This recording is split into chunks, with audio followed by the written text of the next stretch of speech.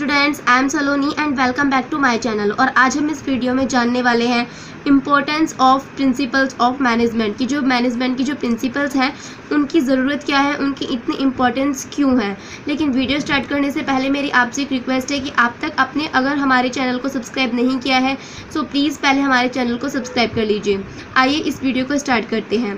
तो principles of management की ज़रूरत क्यों है, यहाँ पर उनके बारे में कुछ पॉइंट्स दिए गए हैं। तो पहला पॉइंट्स है, उस पर चलते हैं।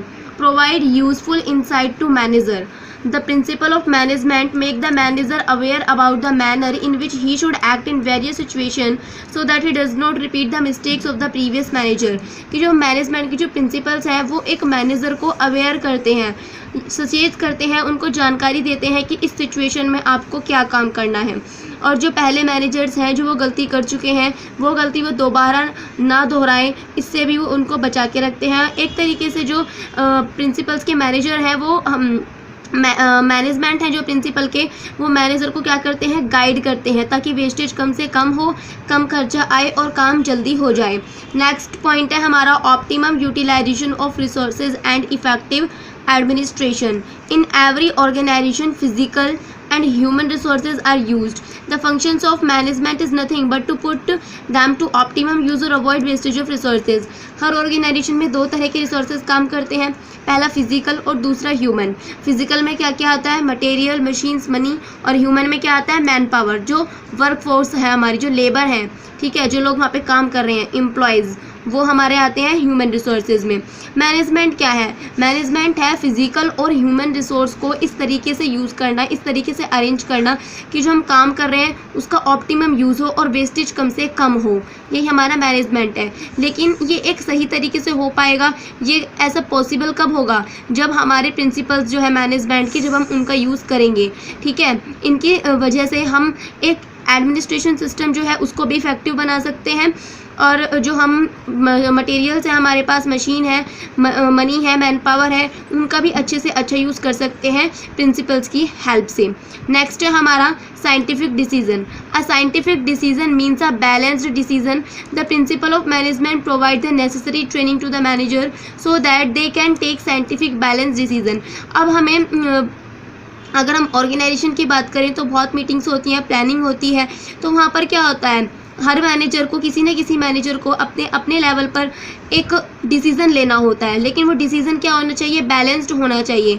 ऐसा नहीं है कि हम ऑर्गेनाइजेशन का फ़ायदा देख रहे हैं तो हमारे एम्प्लॉयज़ को नुकसान हो जाए, या एम्प्लॉयज़ की तरफ ध्यान दें तो ऑर्गेनाइजेशन को लॉस हो जाए। तो हमें एक बैलेंस डिसीज़न लेना पड़ता है। तो ये बैलेंस डिसीज़न जो है हम कैसे ले पाएंगे, प्रिंसिपल की हेल्प से। नेक्स्ट है हमारा meeting changing environmental requirement. In modern times only such a business unit can remain alive and develop which can keep pace with the rapidly changing environment. Modern time में, अगर आज के time में देखें तो हर मिनट में कुछ ना कुछ ट्रेंड हो, इकोनॉमिक चेंजेस होते हैं, पॉलिटिकल चेंज होते हैं, कुछ ना कुछ चेंज होता रहता है। तो उन चेंजेस से बचने के लिए जो वहाँ पर अपॉर्चुनिटीज़ आती है एनवायरनमेंट में, उसको अपनाना पड़ेगा, तभी हम आगे बढ़ पाएंगे। जो थ्रेट्स हैं उससे दूर रहना पड़ेगा या दूर करना पड़ेगा। अगर इन्वायरमेंट के साथ साथ अगर हम अपने आप को चेंज कर रहे हैं तभी हमारा जो बिज़नेस है वो डेवलप हो पाएगा और लंबे समय तक सर्वाइव कर पाएगा। सो ऐसी एक्टिविटीज़ हमें करनी पड़ती हैं कि हम भी अपनी पॉलिसीज़ को अपडेट रखें, न्यू टेक्निक्स हम अपने ऑर्गेनाइजेशन में अपनाएं। तो इन सिचुएशंस को समझने के लिए, इन चेंजिंग सिचुएशन को समझने के लिए और कंपटीशन को फेस करने के लिए हमें किसकी ज़रूरत पड़ती है, प्रिंसिपल्स की। क्योंकि प्रिंसिपल्स ऑफ मैनेजमेंट मैनेजर को इतना एबल बनाते हैं कि वो इन जो चेंजेस हो रहे हैं, चेंजेस होना एक अलग बात है और जल्दी जल्दी चेंजेस होना एक दूसरी बात है। तो जल्दी जल्दी चेंजेस जो हो रहे हैं उससे ओवरकम होने के लिए हमें प्रिंसिपल की ज़रूरत पड़ती है। फुलफिलिंग सोशल रिस्पॉन्सिबिलिटी हमारा नेक्स्ट है। Fulfilling social responsibility. The principles of management increase the efficiency of the managers and enable them to fulfill their social responsibility। जो प्रिंसिपल जो है मैनेजमेंट के, वो एक मैनेजर की इफ़िशियंसी को इंक्रीज़ करते हैं ताकि वो अपनी सोशल रिस्पॉन्सिबिलिटी जो है वो पूरी कर पाए। एक इफ़िशियंट मैनेजर क्या करेगा, गुड क्वालिटी का प्रोडक्ट प्रोड्यूस करेगा और गुड क्वालिटी का कर रहा है तो इसके साथ साथ उसकी कॉस्ट जो है वो भी ध्यान में रखनी चाहिए। तो एक अच्छे मैनेजर को एक क्वालिटी प्रोडक्ट प्रोड्यूस करना है और एक रीज़नेबल प्राइस पर प्रोड्यूस करना है, ताकि वो सोशल रिस्पॉन्सिबिलिटीज़ जो है वो भी पूरी कर पाए, सोसाइटी में उसकी इमेज अच्छी बनी रहे। ये किसकी वजह से कर पाएगा वो, जब वो प्रिंसिपल ऑफ मैनेजमेंट यूज़ करेगा, क्योंकि वो उसकी इंक्रीज़ करेंगे क्या, इफ़िशियंसी। नेक्स्ट है हमारा next and last, management training, education and research. The advantage of the principle of management encourage the researcher to bring in more improvement in them. The attitude of the manager has molded itself in such a fashion that they are doing consciously or unconsciously something new. The principles of management are actually providing education and training to the managers by enriching their theoretical or practical knowledge. जो principles है management के, उनकी help से कोई भी researcher क्या कर सकता है, रिसर्च में इम्प्रूवमेंट कर सकता है।